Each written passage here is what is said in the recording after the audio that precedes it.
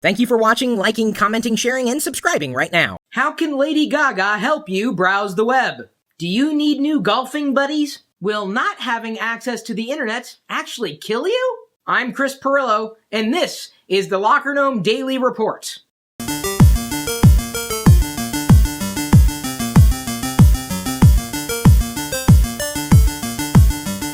Are people still gaga over Google's Chromebook? Were they ever gaga about the Google Chromebook? How does Lady Gaga feel about the Google Chromebook? Wonder if I say Gaga a certain amount of times and spin around in my chair, will Lady Gaga appear? LockerGnome.net user Tom Maxwell asks if a Google Chromebook is ideal for quote-unquote normal web browsing on the go. Of course, it makes you kind of wonder what abnormal web browsing is like. My personal opinion is that Google Chromebooks are too danged expensive for what you get. They just lower the price by a few $100s, which would pretty much make it worth nothing. Maybe it would be worth picking up if you hadn't already picked up a Google Chromebook. If you're just looking for something affordable to use to browse the web, I'd stay tuned for the Amazon Kindle Fire. Even though I haven't received mine yet, I'm telling you, that at $200 is going to be the tablet to beat for normal web browsing.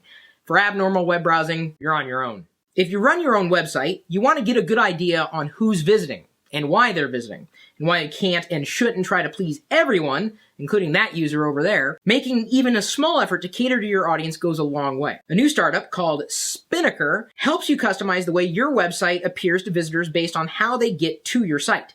For instance, say your site's about mongoose wrangling and it's mentioned and linked in an article that appears in a prominent Mongoose News Network website. It could happen. You can have Spinnaker help you customize the way visitors coming from that link will see your site when they land on it. People arriving from other incoming links will see the site differently. Spinnaker's not yet open to the public, but if you go to spinnaker.com and you're one of the first 100 to use the code LOCKERGNOME, LOCKERGNOME, hopefully you know how to spell it by now. It's everywhere, I think. And you can get in the door before anybody else. So, does it make you better than everybody else by getting in the door before everybody else? Let's see here. Maybe. Does it make you an elitist? Possibly. Does it make you good at knowing how to follow simple instructions like some kind of chimpanzee astronaut? Definitely. Now that Google Plus has finally let businesses, organizations, and personalities have their own pages beyond just a regular profile, really you couldn't have a profile as a business before then, what do you need to know about Google Plus pages? There's a reason for the delay that Google Plus's support for pages as it tried to reduce some of the problems seen in similar features on other social networks, and Creighton Miller has gone over the hows and whys of these efforts in the new Google Plus pages. So if you're a brand or you've got a business or a company, you want to read the article. You got game? Lord knows I don't. What if that game is golf and not, say, Call of Duty? And that's usually what we call the process by which I let Wicket and Pixie outside. It's their Call of Duty. Still with me? Cadee is a new social network that caters, or caddies, if you will, to the golfing crowd. Users can compare scores, brag about how great they are, and talk smack about their golfing buddies. That's what sportsmanship is all about. Cadee integrates with Facebook and Twitter, so you can tick off your non-golfing buddies with incessant golf chatter until they want to club you over the head and maybe bury you in some quiet, shady place between the 5th and 6th hole. 4! If you use the Sprint network but find your signal strength to be lackluster at best or annoyingly unpredictable at worst, then maybe Sprint AIRAVE? Does anybody know how to pronounce this? Then maybe a Sprint AIRAVE is what you need. It's a device that brings the cell tower to your home when you can't bring your home to the cell tower. One of Locker Gnome's writers reports that his signal strength went from 1 or 2 bars to 4 once he installed AIRAVE. Drop calls and line static also became a thing of the past. There's no update yet on whether ear-splitting techno music or glow sticks have any effect on how it performs. Sure, a projector has obvious uses, many of them boring, but at the end of a work day, when all those ugly PowerPoint presentations have been symbolically printed and stomped upon by the office staff, doesn't your projector deserve some fun time too? You can project your favorite movies onto the side of a garage to give you the big outdoor theater experience if you want to. You can spice up your tabletop role-playing game with life-size dragons and tavern wenches.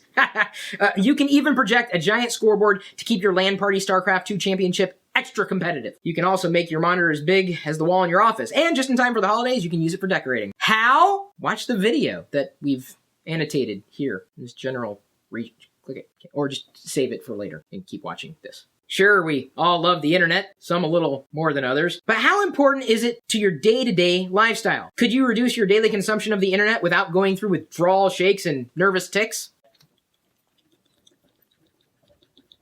Could you learn to live without it altogether? Cisco recently polled 3,000 college students and young professionals to find out the answers to these questions and more. Most said they'd choose internet access over having a car. Many disclosed they'd gladly take a salary cut if their bosses would give them free access to the internet during their normal workday. Public transportation agencies and CEOs are likely salivating at this valuable insight into the psyche of the modern workforce. Virgins could not be reached because they're browsing other websites right now. My favorite thing of the day is this Belkin surge protector. I needed to find a new one, and Belkin was kind enough to send me this to review. I needed a surge protector that could withstand a lot of power, and certainly with over 1,000 joules of surge protection inside, this would fit the bill. And I also needed something that would accommodate a variety of AC adapters, considering how big some of them might be. So you can see each one of these outlets is on a swivel design. Swivel is about 90 degrees, right or left, and I think most importantly, it will fit over just about any outlet that you have in your home. There we go. It's connected, and it also tells me, if you can't already see that the outlet is fully grounded. I'm ready to go. This is exactly what I was looking for. Our YouTube comment of the day is in response to Chris Performs Robotic Surgery. J. Kinney 30 writes, "The other thing they don't tell you about these is they're fully internet capable. This means you can have a surgeon operate on you from across town or even around the world, provided they have an internet connection and a console like where Chris is sitting. Hopefully, when I'm not still sitting there." Our blog comment of the day is in response to "Oops, no LibreOffice when help files are less than helpful." Andrew Pullins writes, "Sorry for your frustration with this part of the site. We are currently working on it. Soon, the site will know what OS you are running, and you will download that version by default, or be able to choose install files for another OS. Thanks for the update and the work you're doing, Andrew." Our backlink of the day is thanks to Melanie Pinola of Lifehacker, who sourced Kelly Clay's Locker Gnome article, "One School Helps Connect College Students to Classes, Classmates, and More," in a piece about the usefulness of the free One School smartphone app. One School, by the way, is available for iPhone, Android, and Windows Phone 7. If you link to one of our posts or videos from your blog, be sure to let us know to have your website considered as our backlink of the day. Our question of the day is from Robert for you on LockerGnome.net. What if Chris Pirillo decided to shut down everything and retire? If I ever retire, there's something seriously wrong. This isn't just a job to me. This is my life. I'll retire when I'm dead. If you'd like to have your question highlighted in the Locker Gnome Daily Report, simply ask it on LockerGnome.net. Our Gnomie of the day is KevoC2008.